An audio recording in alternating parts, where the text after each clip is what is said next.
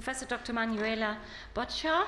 She is originally from Romania, and now she is Professor for Soziologie, Globale, Ungleichheiten am Lateinamerika-Institut an der FU in Berlin. Und ich bin selbst überfragt, ob sie jetzt auf Deutsch oder auf Englisch vorträgt. Sie kann beides. Ich lasse mich überraschen, wir lassen uns überraschen. Und jetzt sind wir auf jeden Fall sehr gespannt auf Ihre Ausführungen. Herzlichen Dank. Thank you very much for inviting me. I'm very excited to be here. And I have a compromise solution. I could show the German presentation and give it in English, if that is okay? Or I can, whatever.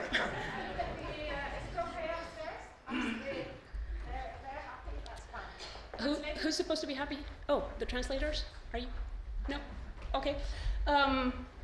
We can switch it anytime. Anyway, I think the main point is to put the focus on the idea of global inequalities, which is not only what I deal with daily because that's the name of my position, but it's also something that I'm interested in because I think it's important to point to the fact that it's not just the reduction of poverty that we have to deal with when looking at the effects of globalization. It's also the effects on the rich and accumulation of possessions that is happening. Also, poverty is a relational concept. So if you look at the amount of people who have become less poor in the world today, it also says something about who has become richer and what has happened to inequality. Now, the most recent Oxfam report from January of this year has told us that there's 85 individuals in the world who own just as much as 3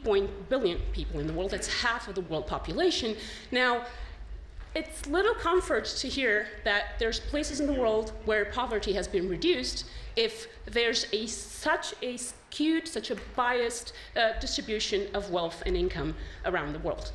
So in terms of looking at the distribution of income rather than just the reduction of poverty, I would also like to focus on one particular phenomenon that we could diagnose maybe as something that exhibits these ambivalences between excluding the poor on the one hand and enriching the rich even more on the other, and I will focus on the phenomenon of citizenship at both levels, the national and the global one. Now, they tell me that's, okay. Okay, if we're looking at the theory of citizenship as it has been bequeathed to us by the classics of sociology, most of what the story that we're being told is that citizenship has been conceptualized as a counterbalance of social inequalities. It was seen as a sequence of social change in a world that was moving from tradition to modernity, that was moving from ascribed characteristics such as ethnicity and the status of your position into which you were born, to a modern world in which characteristics in social inequality positions were achieved. You could do something about your position in the world, you could educate yourself, you could work harder, you could move up. That was what modernity was about, and that was what citizenship was able to accomplish for you. Giving you rights as a citizen was enabling you to do something for yourself and to move up the social ladder. So starting with Max Weber's definition, or Max Weber's conceptualization of citizenship, it is the expression of the equality for the law, and at the same time, the expression of the political unity of the nation. Taking that up, the citizenship scholar T.H. Marshall has made an even more poignant point out of it, seeing that, well, that was the promise that citizenship was trying to deliver as an institution, only that there were still many economic disparities persisting. So what he said was, well, the institutionalization of citizenship is the most important political tool for abolishing the contradiction between the legal claim, the legal equality, and the continuity of socioeconomic inequalities. And going further and taking up both Weber and Parsons and Marshall, Talcott Parsons talked about citizenship as marking the transition from a particularistic to universalistic norms in modern arrangements, giving that a modern citizen, a modern political subject, was one who was unimpeded by particularities of birth. In a sense, saying you could do anything once you're a citizen. It no longer counts which gender, which ethnicity, which religion you adhere to. Now, I'm not going to argue that they were wrong. I'm not going to argue for a different theory of modernity and citizenship as such.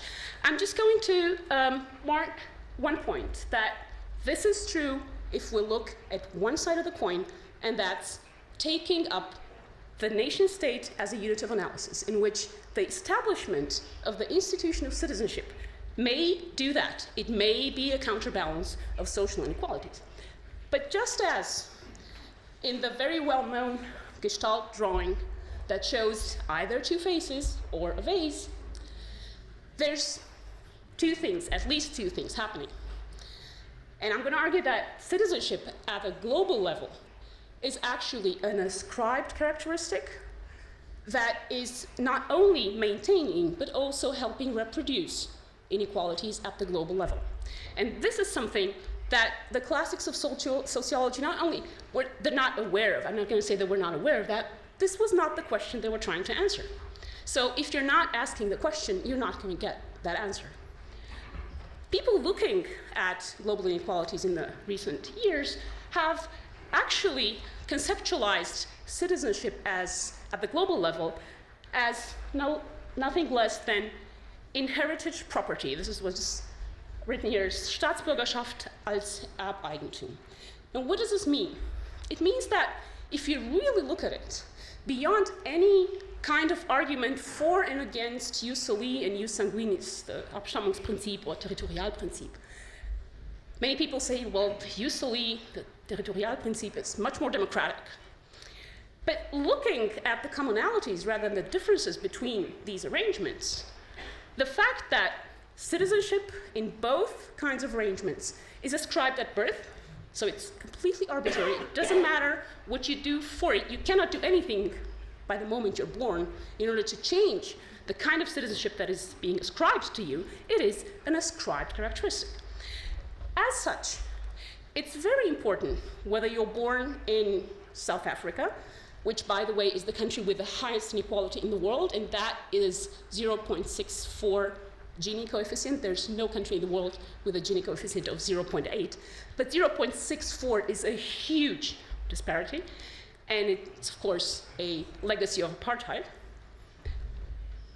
Being born in South Africa, being born in Nigeria, or being born in Canada, being born in Germany, makes a huge difference, not only in terms of the rights and resources that you have access to, it also makes a difference in terms of the education, the market, the labor market that you have access to, and so on and so forth. So, as such, a kind of institution that limits the access to resources to heirs of such membership titles has been conceptualized by legal scholars, such as legal scholar Ayelet Shahar from Harvard University, as inherited property in terms of an institution that functions very much like the institution of feudal entail in medieval England, bequeathing your house to your son.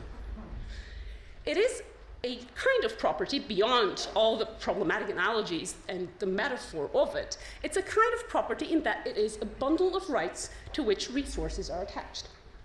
So that means that there's a perpetuation of unequal starting points in life without any possibility of altering them.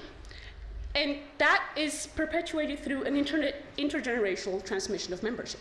Your children get the right or wrong citizenship for them, regardless of what they do. Now, at this point, many people argue, yeah, but there's possibility to change your citizenship, to acquire new citizenship. That's percentually a very small part of the population, the global population, that can do that, but we can talk about that in the Q&A.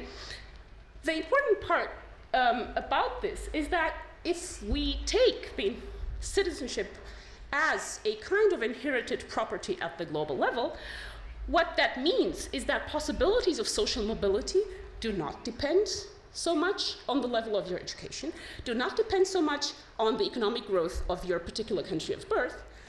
They do, of course, but only to a certain extent. The much higher extent and the exponentially unequal extent to which citizenship makes a difference in your life is if you can move up the social ladder, not through any other kind of strategies, but through international migration to a country where not citizenship, but at least residence grants you access to different kinds of resources, and if you're lucky and get that country's citizenship, also to different kinds of rights. And this is not me just fantasizing about it. There's a study called Unveiling Inequality by Roberto Korzeniewicz and Patrick Moran, having established just this, doing a study of 99 countries and their Gini coefficients around the world, and showing how in the past 200 years, the most effective strategy of social mobility has been migrating from a country with high levels of inequality and high levels of property to countries that are better off. But of course, if we're talking about international migration, we're talking about a very small part of the world population. The international, the transnational migrants today make up 3% of the world population. Now, what does this mean for a theory of citizenship that takes into account global inequalities? It seems to paint a very bleak picture. Now, the picture is bleak as far as we think there's no alternative to that. But the press has drawn attention to several alternatives in the recent years.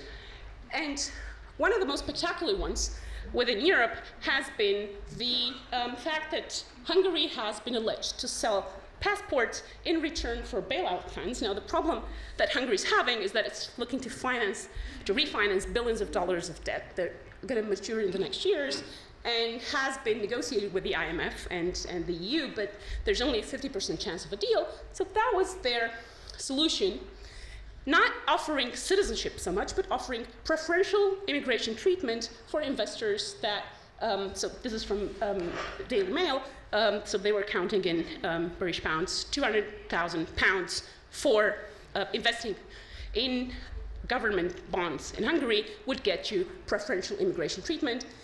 Now, this is not to say that people want to become Hungarian citizens, but becoming a EU citizen is a very much valued good these days, and that was what Hungarians were speculating. And actually, who they were trying to get were Chinese investors. There's actually a whole trend going in that direction where countries are trying to attract Chinese investments through this. Another example, so this is 2012, and negotiations have been going on. There's been hard criticism against Hungary from the EU, but actually no concrete sanctions so far. The other example comes from a very different part of the world and is very far away in time. This is an ad for the opening of the Park Hyatt Hotel in the island of St. Kitts and Nevis in the Caribbean that the organizers used in order to also advertise for something else, namely the so-called investor citizenship program of the island that has been established in 1984, the year that the World Trade Organization shut down St. Kitts and Nevis sugar industry, so that the press agencies were titling, now St. Kitts and Nevis doesn't have sugar as a commodity to sell anymore, but they have found a sweeter commodity to offer on the world market, and that is their citizenship. Well, at this point, people ask, okay, so maybe not Hungarian citizenship would not be my first choice, but what about Kittitian? That's the correct adjective, Kittitian citizenship. Why would everyone want to become a Kittitian citizen? Well, it turns out lots of people are trying to do that because of the beneficial, or the residential benefits, so to say, of St. Kitts and Nevis having been a British colony and still enjoying, in inverted commas, the benefits of being part of the Commonwealth, meaning that they don't offer work permits. It's not a EU citizenship, of course, but it does offer visa-free travel to 139 countries around the world, which, needless to say, is good enough on a world level, and I'm going to show a more inclusive graph to help contextualize that. Now, okay, it would seem that these are countries very far apart from each other, different contexts. The Citizenship program was implemented in 1984, the Hungarian 2012. Okay, so is this really a trend? Well, it is. And the fact is that the investor citizenship programs, or what has been called economic citizenship, has been a trend on the rise in the past years and is becoming increasingly a problem. It depends on whose point of view this is, but it's been seen as a problem increasingly. And it's only to say briefly, economic citizenship is a type of facilitated naturalization procedure that obviously follows an economic logic. People are trying, or rather states, are trying to improve their economic condition by selling citizenship and or residence advantages. And it has been obtainable, which is the common practice, with a residence requirement. So you have to if you want to become a citizen, you have to spend an amount of time in that country. You have to participate in the community, and that has been the example of countless countries in the world offering that, and the UK and the US, Canada, Belgium, Australia have offered it for a long time. Now, the growing practice, and the most interesting example in this case, has been selling citizenship without a residence requirement. And this is what has been implemented in St. Kitts and Nevis in 1984, and in Dominica, same case, actually, with the sugar industry being shut down in 1993. It was planned in Antigua and Barbuda, it's just gone through last week, and it is being discussed for Hungary and Malta these days, attracting lots and lots of criticism from the EU especially, and it has attracted so much criticism in the case of it being planned in Montenegro that Montenegro has stopped the program because it was threatened by German politicians that there will be a reintroduction of border controls if Montenegro decides to sell its citizenship. In the case of Cyprus, I'm going to need a little help here translating a quote in German. Der Chef der CSU-Gruppe im Europaparlament, Markus Ferber, verlangte eine Garantie, dass wir, und ich zitiere, dass wir den Bürger Zyperns helfen und nicht russischen Oligarchen, die womöglich gewaschenes Geld in dem Inselstaat angelegt haben. Zitat Ende. Er forderte zudem eine Reform des Staatsbürgerschaftsrechts. So this is a politician, a EU politician, asking for a sovereign state to change its citizenship law. Das Staatsbürgerschaftsrecht Zyperns besagt, dass Ausländer, die mindestens 10 Millionen Euro in Zypern, ist nicht billig, investieren oder dort anlegen, Bürger des Landes werden können. Und nochmal hier Ferber, wenn Nikosia helfen wolle, müsse dafür gesorgt werden, dass nicht jeder, der viel Geld hat, einen zyprischen Pass bekommt. There was so much enthusiasm about this new possibility, about this being a new possibility in the world, that some authors, among them Joachim Stern and Jelena Jankic, have even coined the term jus pecuniae. It's not only jus soli and jus sanguinis anymore, it's the law of money that now has become a new possibility of obtaining citizenship. What I'm arguing is this is not the case. This is not a new option. This is not a third way of obtaining citizenship. It's an option for a very, very select few. And in the case that it threatens to become widely available, it is immediately scandalized and or criminalized, as in the case of the EU censorship of the Montenegro program, as in the case of the conservative critique of the programs in Hungary and Cyprus and Malta these days. And it even leads to criminal investigation of illegalized trade in passports, as has been the case of